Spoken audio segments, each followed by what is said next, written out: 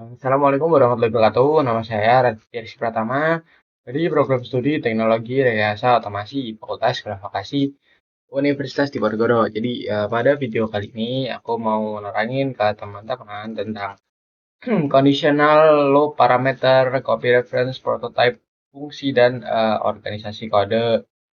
Nah, buat teman-teman yang penasaran, yuk langsung lanjut ke materinya.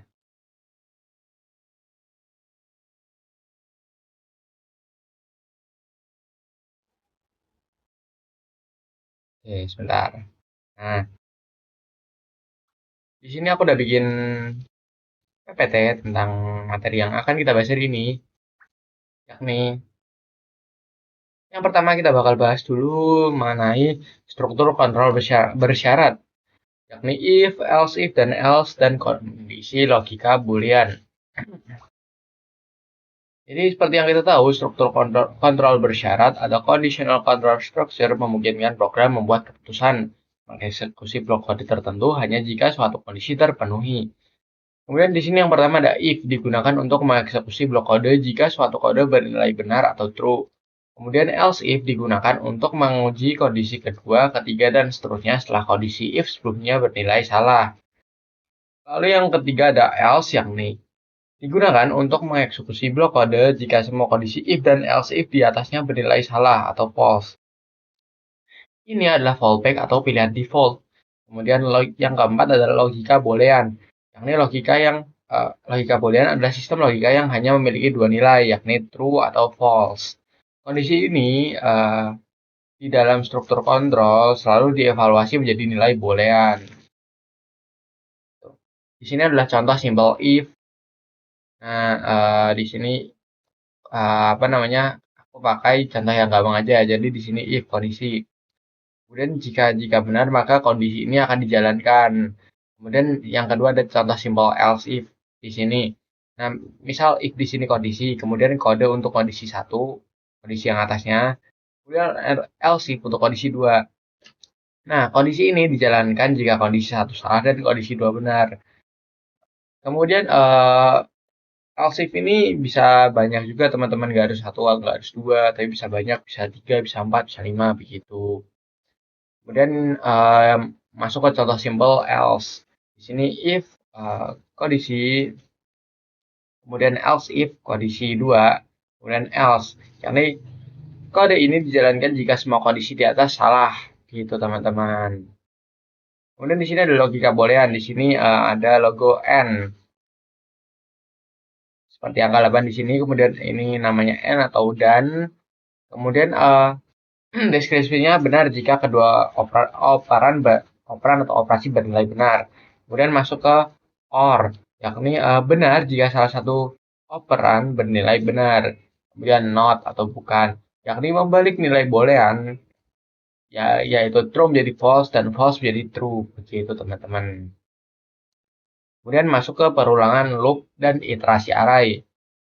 Nah, perulangan memungkinkan untuk mengeksekusi blok kode berulang kali. Ini tuh penting banget untuk memproses koleksi data seperti array ini, teman-teman. Lanjut ke iterasi array. Jadi apa sih iterasi array itu? Iterasi array adalah proses mengakses dan memproses setiap elemen dalam sebuah array secara berurutan, satu satu per satu, menggunakan perulangan loop seperti for each, map, atau while untuk melakukan operasi seperti membaca, modifikasi, atau menghitung data di dalamnya. Ini adalah operasi fundamental dalam program untuk mengolah koleksi data. Nah, di sini for loop. For loop ini digunakan ketika tahu secara pasti berapa kali perulangan harus dieksekusi atau untuk mengulang berdasarkan indeks posisi dalam koleksi. Contohnya seperti ini, teman-teman. Nah, bisa dilihat ya. Kemudian while loop. While loop ini digunakan ketika saya ingin mengulang blok kode selama suatu kondisi awal masih bernilai benar. Nah, jumlah iterasi di awal dari while loop ini mungkin kita nggak bakal tahu nih, teman-teman. Untuk kode C++-nya seperti ini. Kemudian masuk ke do while loop. Do while loop ini mirip dengan while, tetapi blok kode di dalamnya akan dieksekusi minimal sekali. Karena kondisi diperiksa setelah iterasi pertama. Nah, contoh kodenya seperti ini, teman-teman. Seperti ini ya. Oke. Lanjut ke di sini contoh simple for loop. Jadi di sini bisa teman-teman lihat contoh simple for loop. Nah, bisa dilihat dulu teman-teman. Kemudian di sini maksudnya adalah program akan berputar 3 kali dengan I bernilai 0, 1, dan 2. Saat I sama dengan 0, I akan menampilkan angka, yaitu angka 0 yang ada dalam indeksnya 0 gitu. Yaitu 10, sesuai yang video sebelumnya kita bahas kan. C++ ini membaca indeks itu 0, 1, 2, 3. Nolnya kebaca. Kemudian saat I sama dengan 2, ia menampilkan angka 2, yaitu 30. Nah, ketika I menjadi 3, kondisi I melebihi ukuran, menjadi salah, dan loop berhenti. Itu teman-teman. Ini adalah kodenya. Kemudian di sini adalah contoh simple while loop. Jadi di sini maksudnya gimana? Nah, maksudnya di sini adalah loop akan terus berjalan selama I kurang dari 3. Kemudian jika kita lupa baris nih, lupa baris I++ seperti ini. Seperti ini nih, I++. Ini kan teman-teman bisa lihat nih, I++. Nah, ini akan mengakibatkan program tidak akan berhenti, yang bakal menjadi infinity loop. Kemudian masuk ke contoh simple do while loop. Jadi contoh simpelnya ini. Ini adalah contoh simpel do while loop. Jadi maksudnya gimana? Maksudnya adalah perintah di dalam do akan dieksekusi dengan I sama dengan 0. Akan dieksekusi pertama kali dengan I sama dengan 0. Tuh. Nah, perintah di dalam do tuh ini teman-teman. Nah, ini do. Kemudian lanjut, baru setelah itu program mengecek nih while I sama dengan lebih dari 3. Jika benar, maka ia kembali ke do. Gitu, teman-teman. Nah, buat kesimpulannya di sini untuk iterasi array ini, for loop adalah pilihan yang menurut saya paling efisien dan paling sering digunakan teman-teman. Gitu. Oke, kita juga bakal ada latihan program nih, yakni program rata-rata nilai dan tabel perkalian. Bentar, kita akan pindah dulu ke VS Code. Nah, di sini aku punya program rata-rata nilai. Jadi di sini kita tinggal run programnya aja. Kemudian jumlah nilainya berapa? Misal jumlah nilai kita masukkan 5 nilai. Nilai pertamanya misal 80, nilai keduanya 92, nilai ketiganya 88, keempatnya misal 85, kelimanya 90. Maka di sini rata-rata nilainya akan jadi 87 teman-teman gitu. Kemudian di sini juga ada tabel perkalian yang bisa kita langsung run aja di sini. Nah, di sini tampilkan tabel perkalian hingga kita mau nampilin tabel perkalian hingga berapa nih? Misal hingga 8, hingga 7 deh, 5. Maka di sini akan muncul nih tabel perkalian hingga 5. Jadi 1, 2, 3, 4, 5. 1 kali 1, 1. 1 kali 2, 2. 1 kali 3, 3. 1 kali 4, 4. 1 kali 5, 5. Ini 2 kali 1, 2. 2 kali 4, 4. 2 kali 2 kali 3, 6. 2 kali 4, 8. Dan seterusnya. Seperti yang teman-teman bisa lihat di sini. Ini angka bebas nih teman-teman. Jadi kalau misal teman-teman klik 10, maka di sini nanti akan berjajar 10 angka. 1, 2, 3, 4, 5, sampai 10. Gitu teman-teman. Jadi bebas tuh mau nentuin angkanya berapa gitu. Oke, di sini aku bakal bahas yaitu parameter by copy dan parameter by reference. Di sini adalah bisa dilihat teman-teman, yakni parameter by copy, PS by reference. Bisa dilihat di sini. Nah, ini maksudnya gimana? Jadi maksudnya begini, aku jelasin. Jadi kita mulai mulai dari awal aja deh. Jadi parameter by copy ini apa sih? Jadi parameter by copy adalah fungsi yang menerima salinan dari nilai asli argumen. Kemudian efeknya apa? Efeknya adalah perubahan apapun yang dilakukan pada parameter di dalam fungsi tidak akan memengaruhi variabel aslinya di luar fungsi. Gitu. Kemudian kapan sih digunakan? Nah, kapan digunakannya? Ketika kita hanya perlu menggunakan nilai input dan tidak ingin nilai aslinya berubah. Kemudian parameternya ini dideklarasikan sebagai tipe data biasanya, misal in X begitu teman-teman. Seperti pada contoh di PowerPoint saya ini X. Nah, di sini bisa teman-teman baca aja. Nah, di sini fungsi bekerja pada salinan dari X yang kodenya void ubah nilai in X. In X ini adalah sintaksnya. Kemudian in angka sama dengan 5 adalah variabel aslinya. Kemudian ubah nilai. Lalu dalam kurung angka sedang memanggil fungsi. Kemudian angka tetap 5 yakni variabel angka asli yang tidak berubah. Oke, sekarang kita bakal lanjut ke by value. Nah, jadi parameter by value ini apa sih? Nah, singkatnya, jadi parameter by value adalah fungsi yang menerima alamat atau referensi ke variabel asli dan tidak ada salinan yang dibuat. Nah, efeknya apa? Efeknya adalah perubahan apapun yang dilakukan pada parameter di dalam fungsi akan memengaruhi nilai variabel aslinya di luar fungsi. Kapan digunakan? Ketika kita ingin fungsi memodifikasi variabel asli atau ketika kita mengirimkan objek besar untuk efisiensi.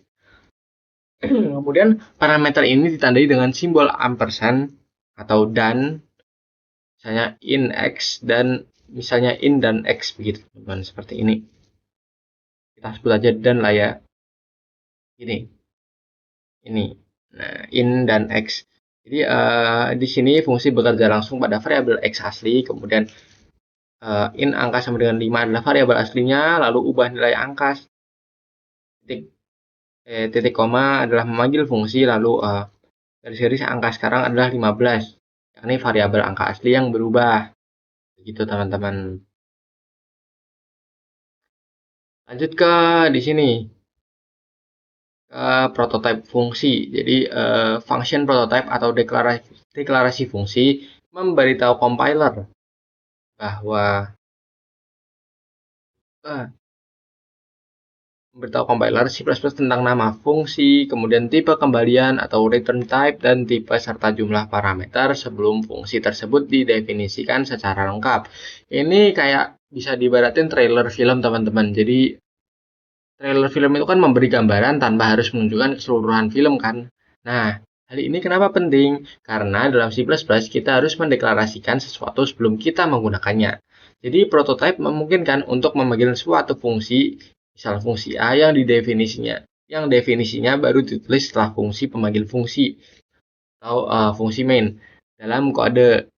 Jadi hal ini sangat penting saat penggunaan pemisahan file misal titik HPP kemudian dan CPP. Nah, di sini adalah contoh prototype dari fungsi. Bisa dilihat teman-teman. Nah, di sini. Kemudian pisahkan HPP dan CPP. Jadi di sini CPP ini teman-teman. Oke. Kemudian HPP ini di bawahnya. Itu. Nah, di sini juga ada main functionnya atau main.cpp. Bisa dilihat kodenya teman-teman di sini. Jadi maksudnya gimana? Jadi maksud di sini adalah kita harus memahami nih apa namanya pemisahan kode. Di sini ada HPP dan CPP. Bisa kita ibaratkan HPP ini adalah denah dan CPP ini adalah bangunan. Kemudian inti masalahnya apa sih? Di sini inti masalahnya kan apa yang dilihat oleh compiler teman-teman. Nah, jadi bisa teman-teman bayangin nih. Kan tadi kan kita kan mengibaratkan denah sebagai HPP dan bangunan sebagai CPP. Jadi misal di sini teman-teman jadi kontraktor nih. Nah, kontraktor ini kita anggaplah compiler. Nah, jadi kontraktor atau compiler yang akan membangun sebuah program, biar bisa membuat programnya, kita perlu tahu kan rancangan dari semua fungsi yang akan digunakan itu. Nah, di sini file .hpp adalah header file yang bisa diibaratkan denah bangunan. Jadi, isi filenya ini hanya berisi janji atau rancangan dari fungsi, bukan bagaimana cara kerjanya. Kemudian, bisa disebut juga sebagai deklarasi atau prototipe fungsi. Tujuannya apa? Tujuannya adalah memberitahu compiler atau kontraktor yang bisa kita ibaratkan tadi di awal tentang nama fungsinya, kemudian hasil yang akan dikembalikan, terus bahan yang dibutuhkan. Jadi misal nih kita punya denah lantai di rumah, kemudian kita tahu nih harus ada dapur, kamar tidur, dan kamar mandi. Tapi kita belum tahu nih proses memasak dan mandi di dalamnya. Gitu. Oke, lanjut ke file CPP. File CPP ini yang ini. Jadi file CPP ini bisa diibaratkan sebagai bangunan dan isi rumah. Jadi isi filenya ini berisi implementasi atau cara kerja fungsi yang sebenarnya. Nah, disinilah di file .cpp lah kode yang dieksekusi ini berada. Jadi ini disebut juga dengan definisi fungsi. Kemudian tujuannya apa? Tujuannya adalah mengerjakan janji. Jadi janji kan kita kan tadi udah buat sama file HPP nih. Nah, sekarang ngerjainnya kita di file CPP. Jadi fungsinya mengerjakan janji yang sudah dibuat di file HPP tadi. Lanjut ke contohnya. Jadi misal nih, tadi kan dibaratin rumah ya. Jadi di sini ada dapur yang dilengkapi kompor, kemudian kulkas, serta tempat semua kegiatan memasak atau implementasi benar-benar terjadi teman-teman. Kemudian lanjut ke file HPP di sini. File HPP, file main.cpp. Nah, ini maksudnya gimana? Jadi main atau main.cpp ini bisa kita ibaratkan sebagai pengguna dari si bangunan tersebut atau pengguna rumah tersebut. Nah, tujuannya apa? Tujuannya adalah file utama yang menggunakan fungsi-fungsi yang telah dibuat. Yang dibutuhkan apa sih? Yang dibutuhkan file main.cpp hanya perlu denah, yakni misal file hub.hpp tadi, agar tahu fungsi apa saja yang tersedia tanpa perlu tahu implementasinya atau cara kerjanya. Gitu untuk teman-teman. Terus kenapa sih kok harus dipisah gitu? Kenapa harus repot-repot dipisah? Nah, kenapa harus repot-repot dipisah? Karena kan di sini kode bisa menjadi lebih rapi dan terstruktur mirip folder-folder di komputer. Kemudian jika kita hanya mengubah isi file .cpp, file main.cpp tidak perlu dikompil ulang. Jadi compiler hanya melihat denah atau .hpp tadi yang tidak berubah. Ini sangat menghemat waktu pada proyek besar, teman-teman. Kemudian bisa juga dalam pengembangan library, kita bisa memberikan file .hpp kepada pengguna agar mereka tahu cara menggunakan fungsi, tapi kita hanya memberikan file objek tercompile, bukan .cpp. Sehingga implementasi yang kita rahasiakan di file .cpp tadi, kita nggak terlihat, teman-teman. Begitu. Jadi ibaratnya yang orang yang saya share ini atau teman-teman yang saya share ini cuma tahu kasarannya aja lah gitu teman-teman. Oke. Saja ini adalah compile dan run program via terminal. Jadi ini apa sih? Jadi proses menerjemahkan kode sumber C++ yang kita tulis yang mudah dibaca manusia menjadi kode mesin atau kode biner yang dapat dimengerti dan dieksekusi oleh komputer. Toolsnya pakai apa? Toolsnya kita pakai GNN atau GNU C++ Compiler yang merupakan compiler standar dan paling umum digunakan. Nah, alurnya bisa teman-teman lihat seperti ini. Ini adalah alurnya, teman-teman. Kemudian di sini juga saya punya sebuah program latihan. Nah, ini adalah program latihan modular. Bentar. Nah, seperti ini adalah program latihan modular saya. Jadi ini ada modular CPP, Kemudian di sini ada modular HPP. Dan di sini adalah file main.cpp-nya, teman-teman. Di sini. Jadi cara runningnya gimana sih? Cara runningnya kita ketik aja prompt ini, Ctrl C, lalu kita, misal nih, kita kan udah ngetik ini, kita tinggal enter aja. Nah, jika si komputer menampilkan seperti ini, PC user Satya OneDrive VS Code Project 1, seperti atas-atasnya, maka program ini berhasil kita running, teman-teman. Jadi kenapa begini? Oke, aku bakal jelasin ya kenapa begini. Jadi hal ini terjadi karena program yang dibagi menjadi bagian-bagian kecil. Nah, setiap modul ini berisi fungsi atau kode tertentu yang punya tugas khusus, teman-teman. Kenapa dibuat modular? Karena bisa yang pertama supaya rapi, kemudian mudah dibaca, kemudian mudah diperbaiki, serta tidak semua kode numpuk di satu file, teman-teman. Nah, bisa kita ibaratin dengan, misal nih, kita mau nyimpan baju dalam satu lemari besar berantakan. Kita kan bisa nih pisah-pisah ke laci, misal ada laci kaos, laci celana, laci jaket, laci kaos kaki, dan juga lain sebagainya. Oke, begitu teman-teman. Lanjut ya. Terus gimana cara kerjanya? Nah, cara kerjanya berarti kita kan compiler C++ ini nggak otomatis tahu nih bahwa program ini terdiri dari banyak file gitu. Program kita terdiri dari banyak file. Sebentar. Nah, komputer nggak otomatis tahu nih program kita terdiri dari banyak file. Maka kita harus memberitahu compiler lah ibaratnya dengan menggunakan kode yang saya tulis tadi, yang saya tulis ini tadi. Nah, itu.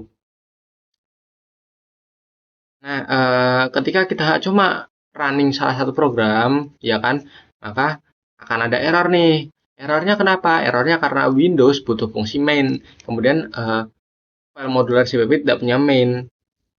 Ketika kita run misal file.cpp-nya aja. Nah, compiler ini bakal bingung nih, aku mau mulai dari mana ya? Kok nggak ada file main gitu? Gitu. Maka dari itu harus di copy kode, harus di copy, harus diberitahu, komputer harus diberitahu kode ini, teman-teman. Oke, sudah mulai paham kan di sini kan?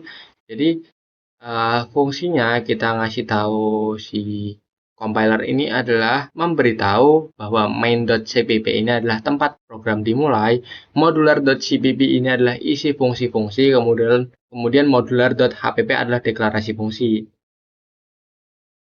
Jadi ini adalah deklarasi fungsi, ini adalah isi fungsi-fungsi, sementara yang main.cpp,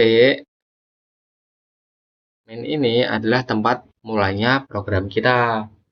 Gitu.